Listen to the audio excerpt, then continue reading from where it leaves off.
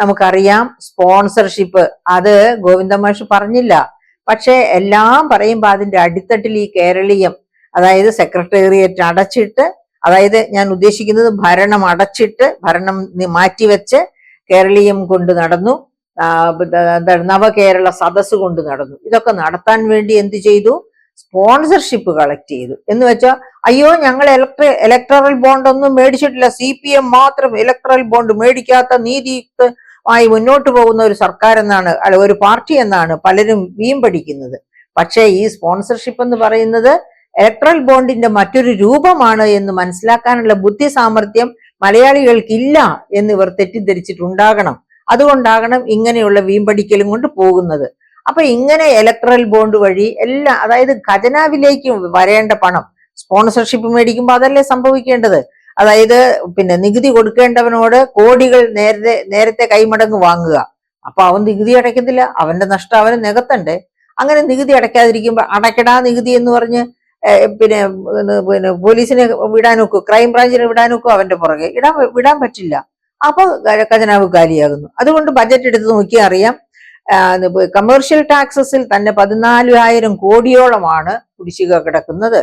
ഇതുപോലെ ഏത് മേഖല എടുത്ത് നോക്കിയാലും അവിടെയൊക്കെ ഈ വകമാറ്റലും ധൂർത്തും ഒക്കെ തന്നെയാണ് നമ്മൾ കണ്ടുകൊണ്ട് ഇരിക്കുന്നത്. അതിൻ്റെ ഒപ്പം തന്നെയാണ് അപ്പൊ വേറെയും കാരണങ്ങളുണ്ട്. അപ്പൊ ഒരു കാര്യം ഓർക്കണം, ഇനി സപ്ലൈകോയിൽ ഒന്നും കൊടുത്തില്ലെന്ന് പറഞ്ഞല്ലോ. സപ്ലൈകോയിൽ സാധനങ്ങളുടെയൊക്കെ വില കൂട്ടി, ലഭ്യമല്ലാതെയായി, സപ്ലൈകോ അടച്ചുപൂട്ടുന്ന അവസ്ഥയിലേക്ക് വന്നു. ഇങ്ങനെയൊക്കെ അതിനെ കരകയറ്റാൻ വേണ്ടി, സപ്ലൈകോയെ കരകയറ്റാൻ വേണ്ടി വില വർദ്ധിപ്പിച്ചു. അങ്ങനെയൊക്കെയുള്ള കാര്യങ്ങൾ നമ്മൾ കണ്ടതാണ്. അപ്പം ഒരു കാര്യം ഓർക്കണം, ഇനി അരി സപ്ലൈകോ വഴി കൊടുത്തു എന്ന് തന്നെ ഇരിക്കട്ടെ, അരി കൊണ്ട് മാത്രം മനുഷ്യന് ജീവിതം മുന്നോട്ട് പോകാൻ ഒക്കുമോ? ഇല്ല. അതിനുവേണ്ടി വെജിറ്റബിൾസ് വേണം. വെജിറ്റബിൾസിന്റെ വിലക്കയറ്റമാണ് ഞാൻ നേരത്തെ പറഞ്ഞത്. പോട്ടെ, ഈ 60+ ആയിട്ടുള്ള പോപ്പുലേഷൻ 17% ഉണ്ട് കേരളത്തില്, 60 വയസ്സിന് മുകളിലുള്ളവര്.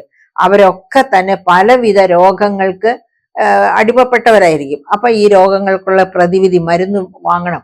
അതുപോലെ ഇതൊന്നും കൂടാതെ വസ്ത്രവും മറ്റു പല ആവശ്യങ്ങളും ഉണ്ട്. ഇങ്ങനെയുള്ള എല്ലാ ആവശ്യങ്ങൾക്കും വേണ്ടിയാണ് ഈ 1600 രൂപയും പിന്നെ നോക്കിയിരിക്കുന്നത്. അപ്പൊ അത് 5-6 മാസമൊക്കെ കുടിശ്ശികയാവുക എന്ന് പറഞ്ഞാൽ പിന്നെ അത്തരം പാർട്ടിക്ക് വോട്ട് കൊടുത്തിട്ട് എന്ത് കാര്യമെന്നും, അവരെ എങ്ങനെയെങ്കിലും താഴെ ഇറങ്ങിയാൽ മതി എന്ന് ജനം വിചാരിക്കുന്നുവെങ്കിൽ ആ ജനത്തെ കുറ്റം പറയാൻ പറ്റില്ല. ഗോവിന്ദമാഷി അത്ര എനിക്ക് അതേപ്പറ്റി പറയാനുള്ളത്.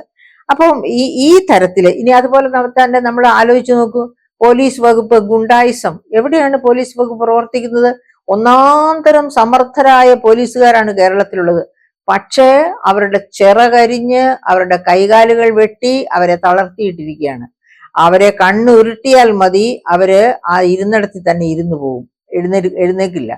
അങ്ങനെയാണ് അവരെ എന്താ പറയുക, അവർക്ക് കയ്യാമം വെച്ചിരിക്കുന്നത്. പോലീസിന് കയ്യാമം വെച്ചിരിക്കുന്നത് പ്രതിരോധ വകുപ്പിന്റെ തലപ്പത്തിരിക്കുന്ന ആള് തന്നെയാണ് കയ്യാമം വെച്ചിരിക്കുന്നത്. അങ്ങനെ ഗുണ്ടായിസത്തിന് താരാട്ട് പാടിക്കൊണ്ടിരിക്കുന്ന ഒരു ഭരണം, ആ ഭരണത്തിൽ നിന്ന് ചവിട്ടി താഴെ ഇറക്കുക എന്ന് ജനം, അവരുടെ പാർട്ടിയിൽപ്പെട്ടവർ തന്നെ വിചാരിച്ചാൽ അവർക്ക് ബുദ്ധി ഉദിച്ചു തുടങ്ങി എന്ന് വേണം നാം മനസ്സിലാക്കാനായിട്ട്. അപ്പൊ ഇങ്ങനെ നിരവധി കാരണങ്ങൾ. അതുപോലെ ഇപ്പൊ പുതുതായിട്ട് കേട്ട മറ്റൊരു കാര്യമാണല്ലോ, സ്ത്രീകൾക്കും കുട്ടികൾക്കും കഴിക്കത്തക്ക രീതിയിൽ വീര്യം കുറഞ്ഞ മദ്യം. അതായത് രാജാക്കന്മാരെ എങ്ങനെയെങ്കിലും മഹാരാജാക്കന്മാരാക്കി മാറ്റുക. ആ വഴിയിൽ എന്തുമാത്രം കീശയിലേക്ക് വരുമോ അത് കീശയിലേക്ക് വരുത്തുക, അതുപോലെ ഖജനാവിലേക്ക് വരുമോ അത് ഖജനാവിലേക്ക് വരുത്തുക. അത് മാത്രമാണ് ഗവൺമെന്റിന്റെ താല്പര്യം.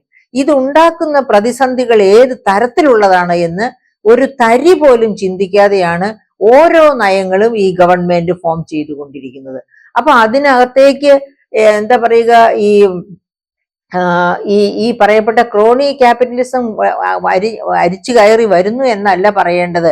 ക്രോണി ക്യാപിറ്റലിസത്തിലേക്ക് മുങ്ങി താഴുന്നു പാർട്ടി എന്നാണ് ബഹുമാനപ്പെട്ട ഗോവിന്ദൻ മാഷ് പറയേണ്ടതും ചിന്തിക്കേണ്ടതും എന്നാണ് എനിക്ക് പറയാം. അപ്പൊ അങ്ങനെ എല്ലാ തരം തിന്മയുടെ വാതിലുകളും തുറന്നിട്ടിരിക്കുകയാണ്. ഇത്ര ദൂർത്തും ഇത്രയ്ക്കും ധനപ്രതിസന്ധി, അതായത് ഉച്ചകഞ്ഞിക്ക് വെച്ച പണത്തിൽ നിന്ന് 14 ഇലക്ട്രിക് വാഹനങ്ങൾ വാടകയ്ക്കെടുത്ത് വിദ്യാഭ്യാസ ഡയറക്ടർമാർ യാത്ര ചെയ്യേണ്ട ഗതികേടിലെത്തിയിരിക്കുന്ന ഒരവസ്ഥ.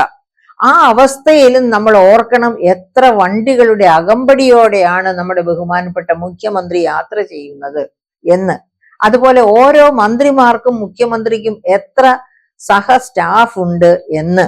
അങ്ങനെ എന്തെല്ലാം വഴികളിലൂടെയാണ് ഖജനാവിൽ നിന്ന് ഇങ്ങനെ ഖജനാവ് ഒരു പാൽ ചുരത്തുന്ന പശുവാണ് എന്ന് കണ്ട് ഇഷ്ടം പോലെ പാൽ ചുരത്താൻ ശ്രമിച്ച ഊറ്റിയെടുക്കാൻ ശ്രമിച്ചാൽ പശു ചത്തുപോകുമെന്ന കാര്യം മനസ്സിലാക്കാത്ത മണ്ടന്മാരാണോ ഭരണത്തിൽ ഇരിക്കുന്നത് എന്ന് ഞാൻ അറിയാതെ സങ്കടത്തോടെ ചോദിച്ചു പോവുകയാണ്. കാരണം എനിക്ക് വരുന്ന തലമുറയെ പറ്റി, എന്റെ സമശീർഷരായ മനുഷ്യരെ പറ്റി എല്ലാം ആദിയുണ്ട്.